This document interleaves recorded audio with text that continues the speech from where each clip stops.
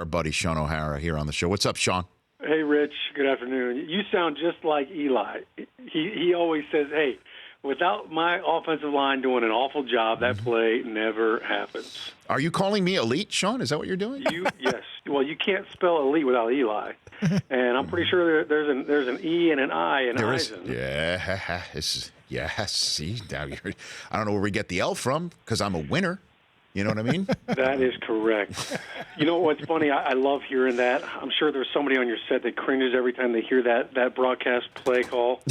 But the thing that I can't unhear, and I love him to death, and I love teasing him every time I see him, is Bob Papa on the call, and he says Manning breaks 3 sacks, throws downfield to a wide open Tyree with Rodney Harrison draped all over him. And I always tell Bob, hey, Tyree was wide open on that play, wasn't he? Oh, boy. I love hearing that. You know, there's so many similarities, right, to this Giants team in terms of, I guess, Eli making throws, the defense coalescing in a manner that you didn't see week one. Would you agree that this Giants team is similar to those championship years, Shaun?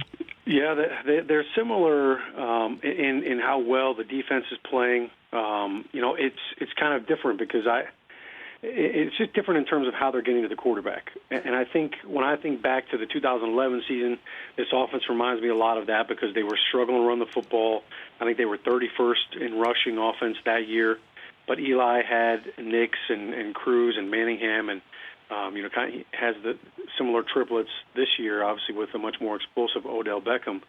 But they were struggling to really move the ball offensively, and their defense just they went nuts. It was the Week 17 game at home against the Dallas Cowboys.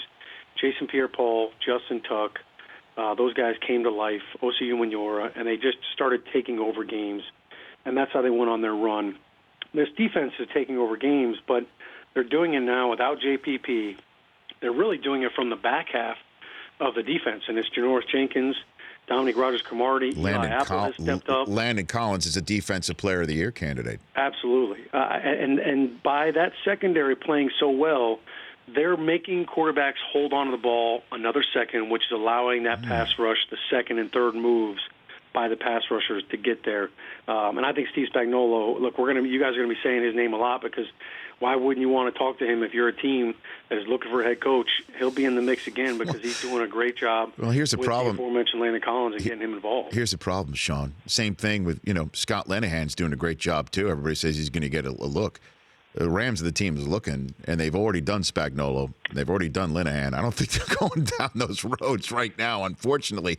And interestingly enough, a name being thrown out for Jacksonville is Coughlin right now. Do you think that'd be a good fit, Shaun? I think it's the easy answer right now. And I heard the comments by Dave Caldwell, and he said, look, that's someone we'd certainly be interested in. They're not going to not talk to Tom Coughlin. He still has a house in Ponte Vedra. They built a nice big shanty down there on the beach, and Tom means so much to the community.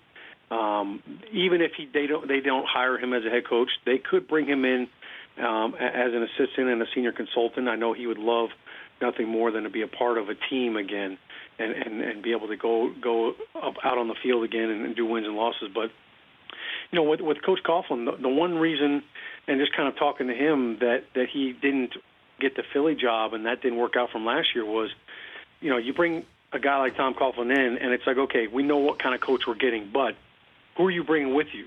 And I think that's really one of the tough things as a coach now is you've got to bring in a good offensive coordinator, a good defensive coordinator. Well, I know Tom's first two choices would be Mike Sullivan and Steve Spagnuolo, who are with the Giants. So that would kind of, all right, now for Tom, he would have to go out and find some guys that maybe would be doing it for the first time. That would be a challenge. Shaun O'Hara, NFL Game Day First, NFL Network, and you can catch Giants-Eagles right on NFL Network, NBC, and Twitter for Thursday Night Football, kicking off in just a couple of days now. Here right now on the Rich Eisen Show, though, with Shaun. What's going on with Bowles in Jersey and New York right now? I'm all the way out here in California, and I think Bowles deserves better. It's a quarterback-driven league. It's just been maybe we got a false positive out of Ryan Fitzpatrick last year, but could he lose his job with the way things are going right now with the Jets, Shaun? No, it doesn't look pretty. And I never would have thought that the locker room would be an issue with Todd Bowles, because I played for Todd Bowles. He was our defensive back coach when I played for the Browns, and Butch Davis was the head coach. And every guy in that locker room absolutely loved Todd Bowles. He's one of those coaches. There's cockroach coaches that I call them, that when they walk in the room, it's like the lights came on in a bad apartment and everybody scatters. Todd Bowles is the kind of coach that you walk in the cafeteria, and if he's sitting down eating lunch, you sit right next to him. And players just gravitate towards him. So I'm shocked to see the dysfunction right now that's going on in the locker room, the lack of effort. To me, I'm always going to put that on the players, but this has gotten ugly fast. The Jets, I remember in the preseason, I was putting money on them. I was saying they're a lock for making the playoffs, especially after they signed for Fitzpatrick. And the defense, which is what Todd Bowles was brought in to really orchestrate, has been awful. So the quarterback always gets the headlines, and Fitzpatrick's been a hot mess. Now Bryce Petty gets hurt. The offensive line can't block anybody. Things go downhill really quick. But I personally don't think that they fire Todd Bowles. I think he's too good of a coach. He's got too much of a bright future ahead of him, and I think McCagnon and him have a really good relationship. But the question I really have is, what is the players? There is zero accountability right now in that locker room, and that's, to me, the biggest disappointment. What's going on in the locker room in Denver, do you think, where according to all reports, Coach Kubiak says, anybody want to address the team? And Russell Okun of the offensive line says, I do, and Aqib Talib essentially told him to sit down. What's going on in there, do you think? Well, a lot of frustration, certainly. When you win a Super Bowl, and when you have the type of season they had last year, they were able to overcome, bad offense. Even with Peyton there. But now all of a sudden you have this expectation, and as a defense, look, you're holding Tom Brady to 16 points. The week before, they held the Titans in check, and they just couldn't get it done. So now, back-to-back weeks, time is running out for them, and they've got another couple of big games here. They play the Chiefs at Kansas City, and then they come home and play Oakland. So, the door is closing for them fast. I think it's a good thing, though, that it happened in the locker room.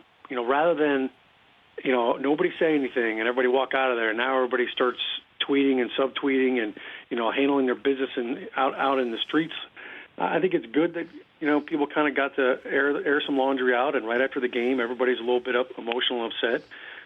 Sometimes things like that can happen, and it makes everybody better. Do you think Cam is being unfairly treated by the officials, where they just think he's a big dude and can handle it just by sheer bang-bang play? They don't see a major collision that somebody of less, not resume stature, but physical stature would suffer. What do you think's going on that front, Shaun? Yeah, Cam's an interesting aspect when you look at how big he is, and I don't know how you missed this many calls, throughout the season. But, it started out in week 1, and the narrative should have ended there. By week 4 and 5, we shouldn't have still been talking about it. But I think Cam is just so big. Sometimes defenders bounce off of him, unlike they do with any other quarterback in the NFL. And everybody talks about how hard it is to bring Ben Roethlisberger down. But Cam is even bigger than Ben. And, I think that, at this point, the safety for Cam, that's got to be number one. And you're as a zebra, if you're a referee going into the game, you want to make all the calls correctly. Was he inbounds? Was he down? Was it a catch, not a catch? But do you think though, calls, Shaun? Do you think though that he could just have his spirit taken away? I'm being honest here. I mean, and serious that this guy just keeps getting pounded and hammered and hit, and calls don't come his way. We saw him shut it down in a press conference last year. Do you think that that's a possibility, that he can end up just being a different player based on all this stuff? Absolutely. Cam is at his best when he's having fun. He's got $1 million smile. He's the only guy I know of that could play football with a piece of blue gum in his mouth and just chawing on it all game long. He looks like Pete Carroll out there, the way he's chewing on it. But he has not had fun this season at all. Last year they had more fun than they knew what to do with. So I think that has definitely dampened his spirits. Obviously, the way that they have lost games. They have not been as physical. They haven't really protected as well. As a quarterback, now all of a sudden he comes in the huddle. There's no Ryan Khalil. Michael Orr's been on, he's on IR. He's been out with a concussion since week 4, I think. So now all of a sudden you're looking at some new faces in the huddle. You don't feel as safe. And you're not getting the calls either.